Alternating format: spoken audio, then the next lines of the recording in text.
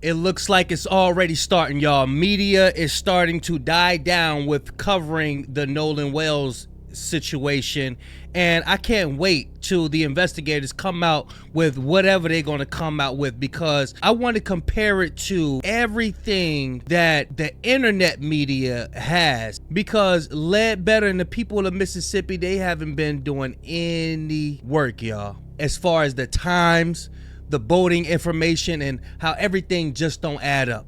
But check it out, y'all. Nolan Wells was found 2 weeks ago. His family is still searching for answers, and unfortunately, a lot of the media coverage has gone away about this case, but we need to keep Nolan Wells in this story front and center, because now we're learning that Nolan Wells' mother, his family, has been receiving hate mail in the days leading up to his funeral. Nolan Wells, if you don't know, is the 18-year-old teenager who went missing during 4th of July weekend and was found dead days later in Mississippi. He had his whole life ahead of him.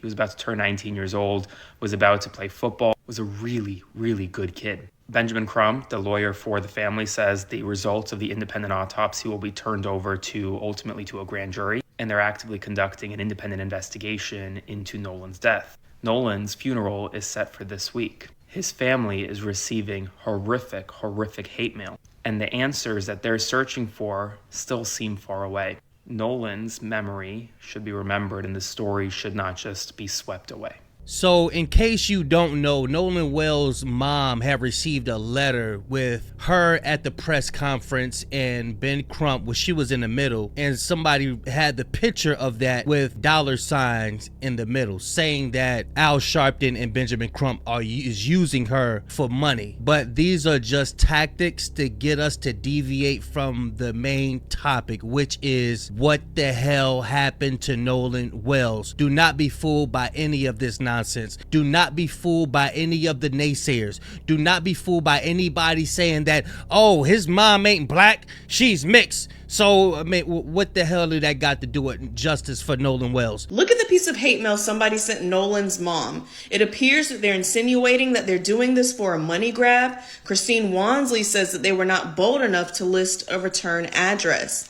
Whoever sent this to my home, may the good Lord have mercy on your soul. Bold enough to send this crap, but not bold enough to list your address. This is America, where a grieving mother and father have to deal with this type of behavior because we asked a simple question of what happened to our son and accepted all the help we could get to find answers. Please go touch some grass.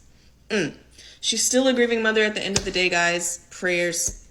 The level of disrespect that these racist people have for us is the same as their forefathers. What do y'all think happened to all the 3Ks hoodies? The cone-shaped hoodies? It's sitting in their grandmother's and grandfather's basements. That stuff isn't erased. This is why we must let our offsprings and our children know that there are people that hate us. First of all, I want to say that you have to be some kind of terrible human being to send a grieving mother, a mother and a father who are grieving the loss of their son with no answers, something like this in the mail. You're not a good person. And to her point, you sent it without a return address or an address from the sender. Because you're not even bold enough to stand on what you're saying. And in my personal opinion, the reason that they're sending things like this is because the investigation is starting to close in on them. And they want the parents to back off by trying to suggest that they're only in it for the money, because now there's too many holes being poked in their story because it's a national story thanks to social media and Ben Crump. Do not click off this. Watch this video after this one. Watch this, y'all. And so here's the thing.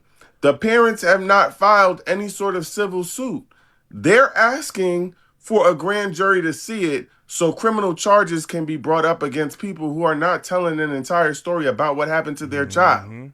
Now imagine people being this mad because you're simply asking for answers about what happened to your son. And the reality of it is Mississippi could have already put out their autopsy. Yep. They could have put it out and tried to put this to rest. They keep having people talk to us about what it's like to be at Horn Island. We don't care about none of that. If y'all felt like he actually drowned, why are you waiting for the independent autopsy? So next time you send something, send it with a return address. This is facts, because they're hiding something. Why you have to wait for the independent autopsy? So you can try to backtrack what you originally was going to come out with. And I do believe that call that them two sisters got of the person who worked transporting bodies. They said he was burned and bruised. I do believe that. This is the video I want y'all to pay close attention to. The people that are in the professional fields, those are the relatives of Nolan's fake friends. Okay, here it goes. This is the clincher. Now we see where the delays are. Ladies and gentlemen, this is Warren's father. Warren, one of the white boys. That's the judge's stepson. Father. This is his father, who just happens to be a physician, healthcare provider in the area of toxicology. Now, let me tell you what's going on now. This is called a racist white man's orgy, all right? They are working overtime. One of them white boys probably somewhere in a facility because they probably try to commit suicide, okay? This thing is really going to go somewhere. Ignore white people's comments. I'm playing with them now. I'm really joking with them now. I'm having the time of my life with them when they're coming in with their comments now. Because now I'm realizing now, oh yeah, I'm from Mississippi and I'm a healthcare provider. I know what's going on now. This is the clincher here. They are working overtime to try to cover this up. But the boy Ben Crump is the perfect person for this. And this family is the perfect family. Let me explain to you what the difference is. Make an example out of. One word, ownership. I'm going to say that word again so that you can understand the word that I'm saying because I have a southern dialect, being from Mississippi. Ownership, okay? That's the difference maker in this situation.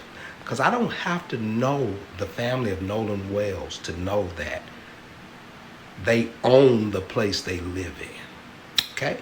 This is one of the hallmarks of Mississippi, the threatening effect.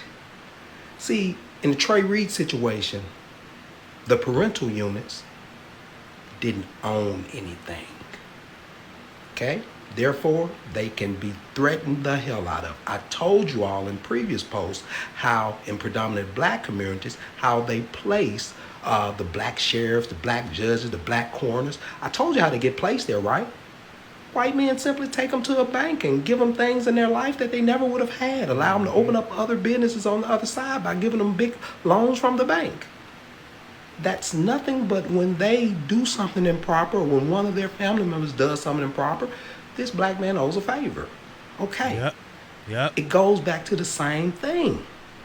Now, the reason why they are running for their goddamn lives now in Gulfport and doing all this shit, the judge married to him, they got... Hold on. I got to share this story.